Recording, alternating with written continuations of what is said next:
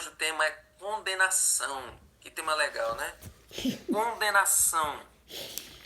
Quem é condenado e por que é condenado? Essa é a pergunta que nós vamos descobrir hoje. Quem é condenado, quem vai entrar em juízo, vai entrar por qual motivo? Vai entrar por que razão? Se a gente for olhar em João 3, 18 e 36, João 5, 24, 38, João 8, 24 e João 12, 47, nós vemos que o principal motivo é porque a pessoa não acreditou, a pessoa não creu em Jesus. E isso é uma coisa muito importante, porque a gente vê muita gente dizendo assim, se você mentir, você vai para o inferno. Ah, se você roubou, você vai para o inferno. Ah, você adulterou, você vai para o inferno. O pecado é transgressão da lei, exatamente.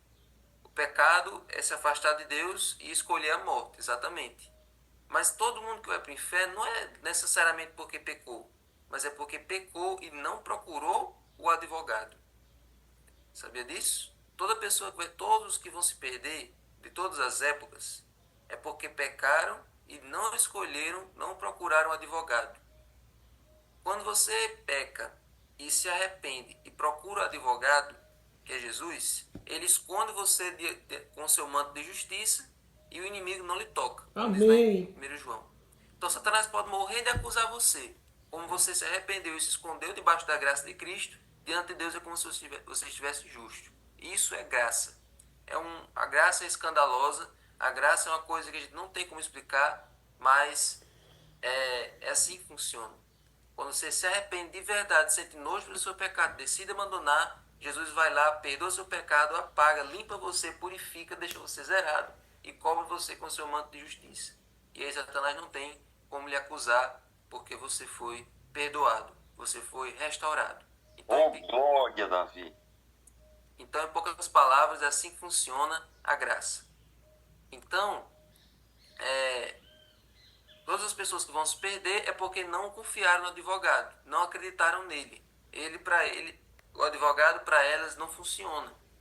Então, rejeitar Cristo, que é a luz do mundo, nos deixa aberto a dúvidas e às tentações de Satanás. E desde quando que o ser humano duvida? Desde quando que o ser humano não acredita? Desde o primeiro ser humano que já existiu, foi Adão e Eva. A história de Adão e Eva é a base para todas as histórias do mundo, porque o erro que eles cometeram é o erro que todo ser humano comete. Adão e Eva, eles conviveram na presença de Deus. Eles viam Deus todos os dias, viam e ouviam. A gente pensa assim, não, o ser humano hoje duvida porque a gente não consegue ver Deus. A gente só imagina, a gente só tem fé nele, mas a gente não consegue ver Deus, por isso que a gente duvida de Deus. Mas Adão e Eva, eles viam e ouviam Deus todos os dias. Viam os anjos contaram para eles dois a história de Lúcifer. Deus contou para eles e disse, olha, tem um anjo mau, tem essa criatura do mal, esse ser do mal que está tentando seduzir vocês, está tentando tirar a vida eterna de vocês. Então vocês têm que tomar cuidado, não cheguem naquela árvore. O que eles fizeram? Duvidaram. Passou uma serpente alada, ficou dizendo para eles que se eles comessem, eles iam ser como Deus. A serpente comeu do fruto, não aconteceu nada com ela.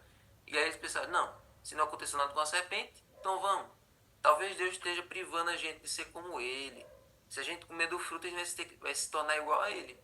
E por causa disso, eles acabaram perdendo, né, ali a vida eterna e tiveram que ser expulsos do jardim.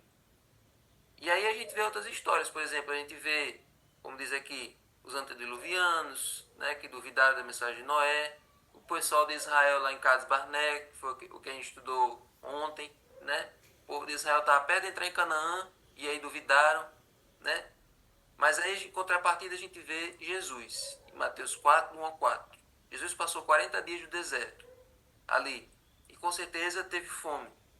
E aí o inimigo começou a atiçar ele. Aí, transforma essas pedras em pães, se você é o filho de Deus, né? E aí depois, pule desse lugar alto, porque aí Deus vai dar ordem aos seus anjos para pegarem você, para você não tropeçar, né? Ou agora se prostre diante de mim, que eu vou lhe dar todos os reinos do mundo.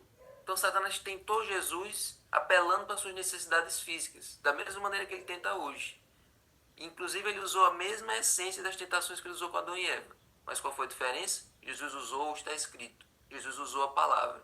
Ele poderia ter racionalizado, Ele podia ter usado o pensamento humanista, eu preciso satisfazer minha necessidade, eu preciso satisfazer isso que eu estou sentindo agora, eu preciso comer, eu preciso sobreviver. E aí ele poderia ter facilmente ter caído, mas ele usou a palavra. Para você vencer a tentação, para você ser vitorioso nessa vida espiritual, para você confiar, você precisa crer na palavra, né? Olha o que o pastor colocou aqui. Colocou: e quem se perder, se perde porque não quis uma salvação e ficasse devendo a Deus. Nós somos eternamente devedores. Somos salvos pela justiça de outro, no caso Jesus, né? Do único que teve a obediência perfeita, e essa justiça é dada a nós. Salvação de graça para mim, mas eu fico devendo gratidão a Ele, obedeceríamos por gratidão. Exatamente. Então, gente, deixe de lado a racionalização humana, deixe de lado as dúvidas, creia. Creia no Senhor Jesus e serás salvo, tu e a tua casa. Amém? Senhor Deus, muito obrigado, Senhor, por essa lição. Foi curta, mas foi objetiva. Que nós possamos, Senhor, crer e acreditar no Senhor cada dia mais. Amém. Para que, quando as tentações vierem, nós nos apeguemos à tua palavra. E não ao pensamento dos outros, não às ilusões desse mundo, aos enganos que aparecem multiplicados diante de nós. Mas nos ajuda, Senhor, a confiar em ti. Que apenas escolhendo o Senhor como nosso advogado é que nós seremos salvos. Agora abençoe o estudo do livro, serviço cristão. Em nome de Jesus. Amém. Amém.